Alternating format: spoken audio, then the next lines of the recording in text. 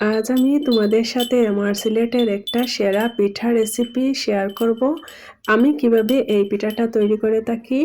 এই পিঠাটা কিন্তু আমাদের সিলেটের প্রায় প্রতিটা ঘরেই তৈরি করা হয়। অনেক ভালো এবং মজার একটা পিঠা। লবণ লবণ এই পিঠাটা অনেক ভালো লাগে। অনেকে এটার মধ্যে কাঁচামরিচ, ধনেপাতা এগুলো দিয়েও তৈরি করে থাকে। আমিও মাঝে মাঝে তৈরি করি, কিন্তু আজকে আমি কাঁচামরিচ, ধনেপাতা কিছু দেই নাই, কালো জিরা দিয়েছিলাম। কালো জিরা দিয়ে এই পিঠাটা অনেক ভালো হয়, অনেক ভালো লাগে। আমি তোমাদের সাথে আমি কিভাবে তৈরি করি, কতটুকু মশলা দিই, কতটুকু পানি দিই, সেই জিনিসটাই শেয়ার করব। আর এই পিঠাটা কিন্তু অনেকেই তৈরি করে থাকে, কিন্তু মশলার পরিমাণ এবং পানির পরিমাপটা সঠিক হয় না বলেই এই পিঠাটা অনেকের স্বাদ হয় না। আমি কিভাবে তৈরি করি সেই রেসিপিটাই তোমাদের সাথে আজকে শেয়ার করব। আর এই পিঠাটা কিন্তু সিলেটেই বেশি তৈরি করা হয়, অন্য ডিস্ট্রিক্টে অনেকেই তৈরি করে এখন। আর সিলেটে কিন্তু একটা প্রসিদ্ধ একটা পিঠা এটা। এটা সিলেটের সবার ঘরে ঘরেই থাকে।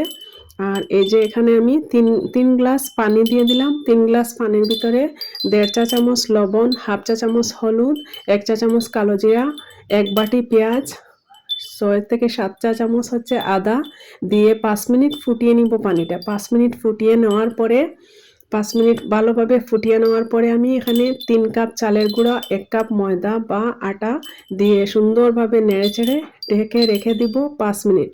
5 মিনিট ঢেকে রেখে দিলে আমার সুন্দর একটা ডো তৈরি হয়ে যাবে। তারপর এটা নামিয়ে নিব।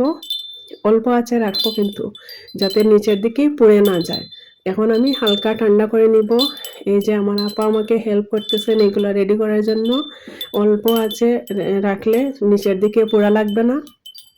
হালকা ঠান্ডা করে নেওয়ার পরে স্টিলের গ্লাস দিয়ে এই ডোটাকে আমি সুন্দরভাবে মথার জন্য দিয়ে দিলাম। এখন আপা আমাকে এগুলো সুন্দরভাবে মথে নিয়ে সুন্দর একটা ডো তৈরি করে দিবেন। তারপর হচ্ছে এই ডোগুলো কিন্তু বেলার সময় আরেকটা টিপস হচ্ছে, এই রুটিগুলো যখন আমি বেলবো তখন কিন্তু ময়দা দিয়ে বা আটা দিয়ে বেললে এই নুন গড়াটা কড়কড়ে মুচমুচে হবে না। এটা কিন্তু চালের গুঁড়ি দিয়ে বেলতে হবে, বেলার সময় চালের গুঁড়ি দিতে হবে, নইলে কিন্তু নুন গুঁড়াগুলো নরম হয়ে যাবে। ভাজার পরে দেখা যাবে কড়কড়ে হয়নি, তাই চালের গুঁড়ো দিয়ে বেলতে হবে এগুলো। এই যে আপা বেলে দিচ্ছেন, বেলে নিয়ে তারপর ছোটো ছোটো রুটির আকারে কেটে নিতে হবে।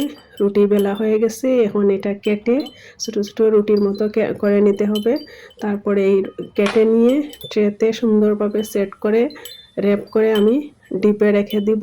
ডিপ ফ্রিজে রাখলে কিন্তু অনেক দিন এইভাবে রাখা যায়। আমি সব সময় এইভাবে তৈরি করে রেখে দেই।